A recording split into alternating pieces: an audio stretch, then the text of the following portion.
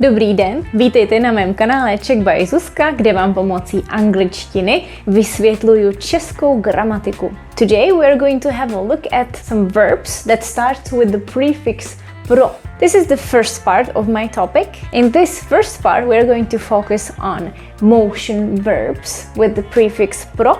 And in the second part, which I will publish next week, we will have a look at more verbs. I decided to separate this category from the rest of the verbs because motion verbs have a lot of meanings. Each motion verb usually has several literal meanings, and on top of that they also have various figurative meaning. So that's why they deserve a special category. The function of the prefix pro in verbs often means that something moves through or we do something thoroughly, entirely. It can describe loss or letting something out. In this video, we will have a look at several motion verbs. For example, the verb jít, to go on foot, with the prefix pro, and that is projít and procházet. I wrote two forms. The one above is always perfective. That means it can describe only future and past tense, never present. And the bottom part is imperfective. That means it can describe future, present and past. That's why we have projít, to go through, procházet, to be going through, or projet, that's to go in a vehicle. Projet, projíždět. I will mark the perfective verbs with a dot, marking that it is a finished action that will be done or was done. Next one is proletět, to fly through, and prolétat, the imperfective one. And again, proletět is perfective, finished action. Proběhnout, to run through. Probíhat, to be running through. I prepared this table to show you how we can work with these verbs combined with different cases, different grammatical cases. What happens when we make them reflexive? This table will only refer to the literal meaning of these verbs. And after we've done with this, I will also talk about the figurative meaning, metaphors and idioms. Jdeme na to.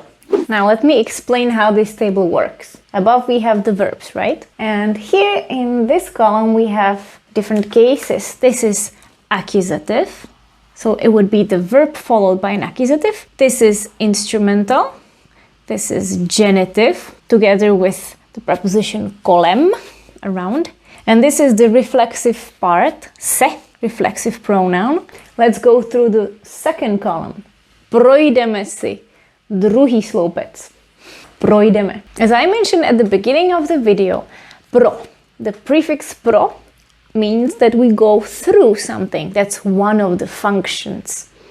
When we say prošla jsem les, I went through the forest, it means that I went through the whole forest, that either I was looking for something, I was mushroom picking or blueberry picking, or I was just curious about the forest, so I wanted to see it all. I could draw this kind of picture. To je les, this is a forest. Prošla jsem les. Prošla jsem les. Accusative. I walked through the forest. I could say that was my target. I wanted to see the forest, then I went home. Whereas when I say prošla jsem lesem, instrumental case here, it would be something like this. Tohle je les a prošla jsem lesem a šla jsem dál.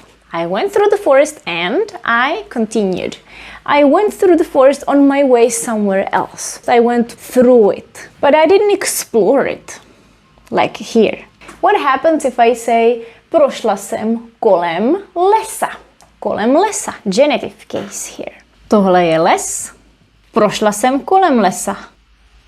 I passed the forest on my way. I didn't go in. In this particular example, I can also mention kolem in another situation, and I don't have to mention the noun. I don't have to say kolem lesa if it's not necessary. If I just want to say I went by, prošla jsem kolem, when it's clear from the context. So it's not necessary to be followed by a noun in genitive, but if we do decide to put a noun or a pronoun, it has to be in the genitive case. And now we got to the last line where we have the reflexive pronoun se.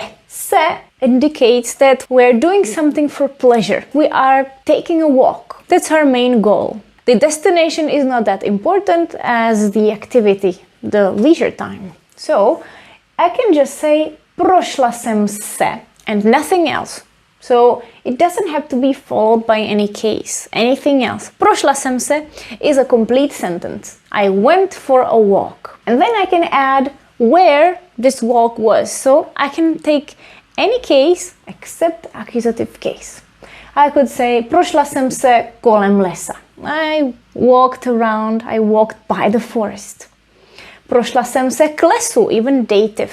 I walked towards the forest and then I didn't enter. I went back. Prošla jsem se k lesu. Prošla jsem se v lese, locative. I walked in the forest. I took a walk in the forest. Prošla jsem se lesem. I took a walk through the forest. And in this case, they would actually be pretty much the same. It doesn't mean that I went for a walk through the forest and then I continued. It's not very clear from the context when we add se. As I mentioned, you cannot use the accusative case once you have se in here. So, prošla jsem se les, it's incorrect. I give you examples with the perfective form, projít, but of course I can also talk about procházet, something that is happening at the moment, for instance. Present continuous. Co děláš? Teď procházím les, hledám houby. I'm walking through the forest and I'm looking for mushrooms. Procházím les, hledám houby. A co děláš?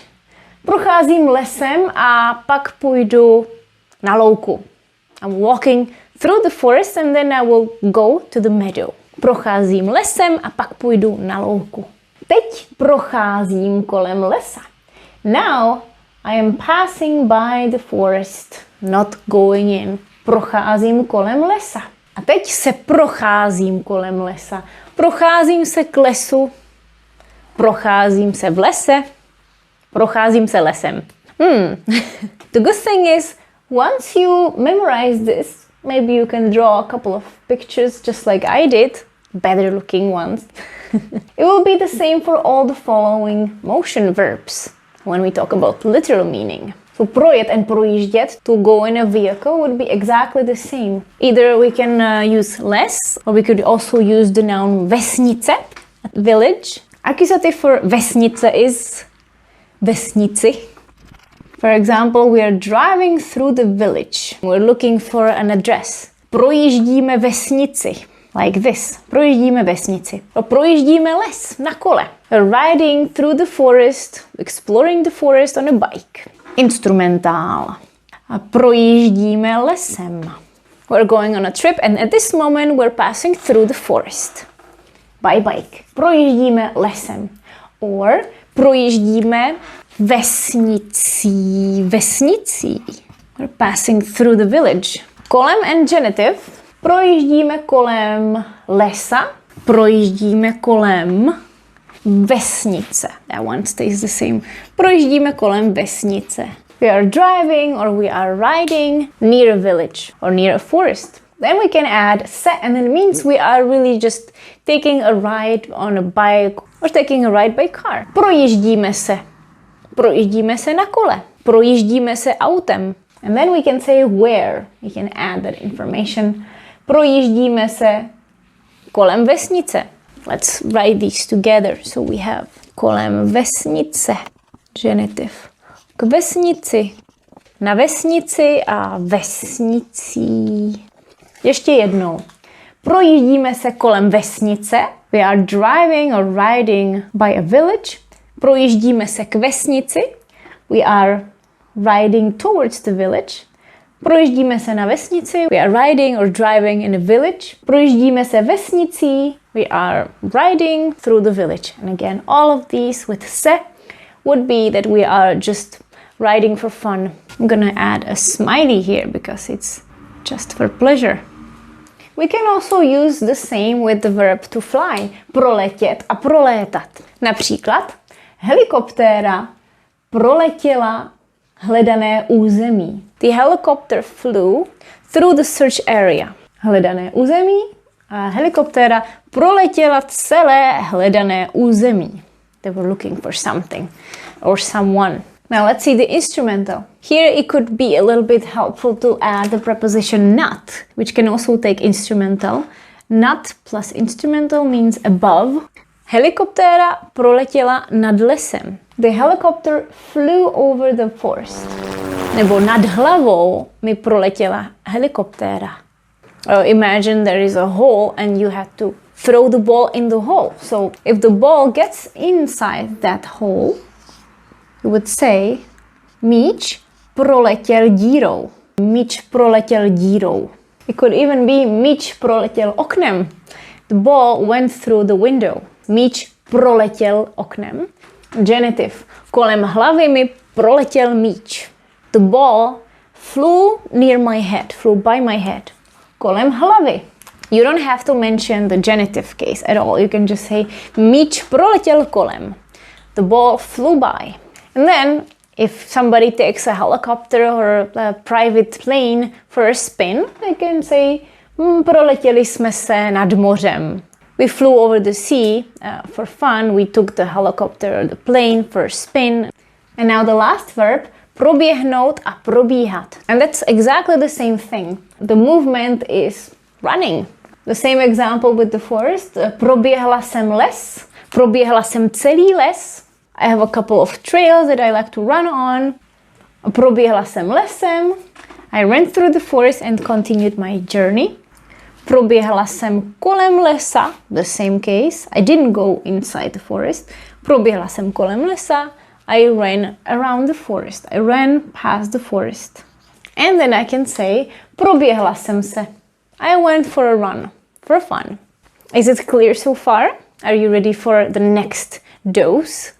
Just like in English, in Czech we can also say that we went through the emails. We didn't walk through them literally, but, our eyes went through them. We were looking for something, or we were just checking if there is anything important. Prošla jsem si odkazy. I went through the links. Prošla jsem si odkazy. In these situations, it is very common to add the si, and it emphasizes that I went through my links, or the links that somebody sent to me. They were my things, my material. Prošla jsem si e-maily. Prošla jsem si e-mail. I went through the email or went through the emails. Prošla jsem si seznam. I went through the list. Prošla jsem si seznamy. I went through the lists. It doesn't mean that I was really examining them well, but I read it all and just wanted to see if there was anything that caught my attention or anything strange, for example. These nouns would be in the accusative case. Projít si něco. Or procházet si něco. We don't have to have the reflexive si. If I say, prošla jsem e-maily, I went through the emails, it might have not been mine. So, I was going through somebody else's emails. Maybe. But once I add si works as a possessive pronoun. So, prošla jsem si e-maily. I went through my emails. That would be the verb procházet or projít si něco. The same action can be also expressed by two more verbs, and that is projet and proletět. And it would be that I did it quickly. If I say projela jsem si odkazy, it means I skimmed through my links. Maybe I didn't check all of them, or I literally just clicked on one, opened it, and okay, that's not interesting, click on the next one. Because it reflects the movement, right? Projít is to go slow. Projet is a little bit faster. So I just skimmed through it. And I could also say proletět si něco. Proletěla jsem si e-maily. I skimmed very, very briefly. My eyes flew through those emails of mine. Let's say you need to prepare for a presentation and you already made your notes and you know your topic very well. The night before the presentation, you open the PowerPoint and you just want to make sure you do remember how many slides and what is in each slide. But you already know the information, you don't have to study it. So you could just say, večer jsem si prošla prezentaci. I went through my presentation last night. If you wanted to skim through it quickly, then you can also say projela jsem si prezentaci. Projel jsem si prezentaci. Or when you think it's not important at all to read through that because you already read it so many times, but you still want to like double check or triple check that everything is in the right place, you can just say, večer jsem si proletěl or proletěla prezentaci.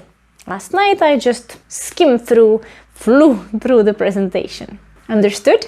And here we don't actually say run, proběhnout. Proběhla jsem si prezentaci. I could see that it would work, but we don't really say that. And of course we can also use the imperfective forms. Teď si zrovna procházím prezentaci. At this moment I'm going through my presentation to make sure I didn't forget anything.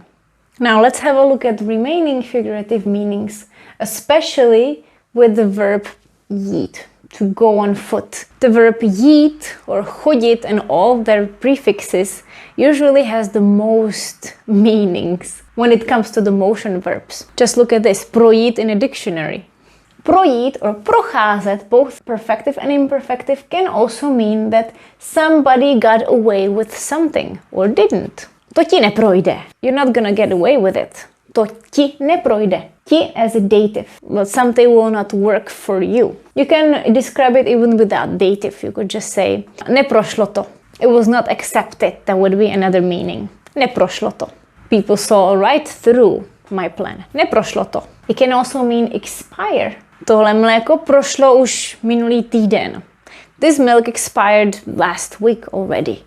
Tohle mléko prošlo už minulý týden. It's a little bit more common to use the adjective. Je prošlé. Mléko je prošlé. The milk is expired. And we often use these verbs also to describe a rough situation. Prošla si peklem. She went through hell. Just like in English. Prošla si peklem. Prošel rozchodem.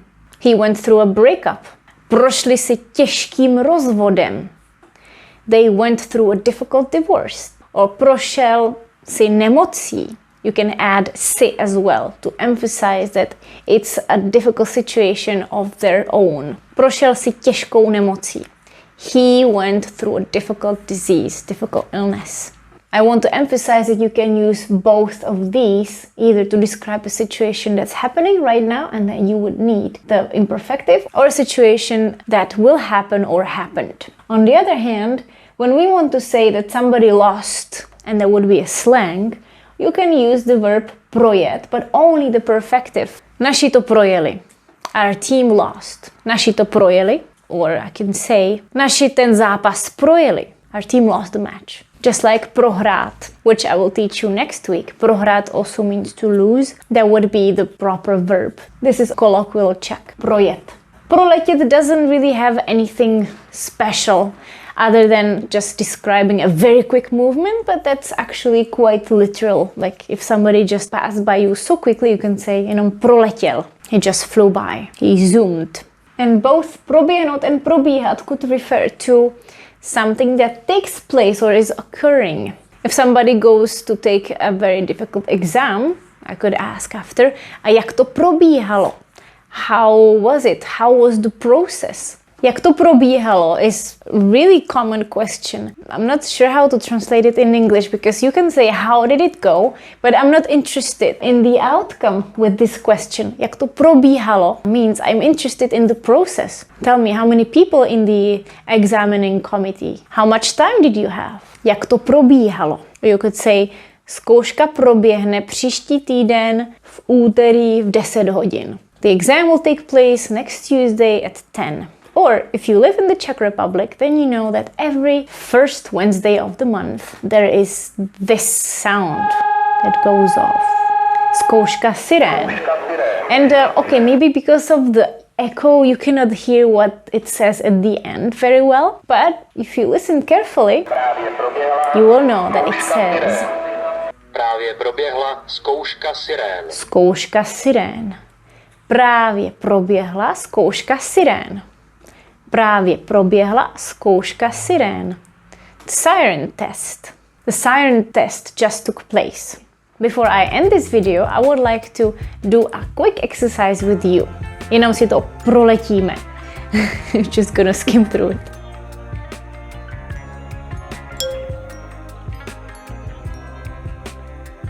A to je ode mě všechno. This is all from me. Uvidíme se příští týden ve druhé části. I'll see you next week in the second part about the verbs with the prefix pro. The rest of them. Ahoj!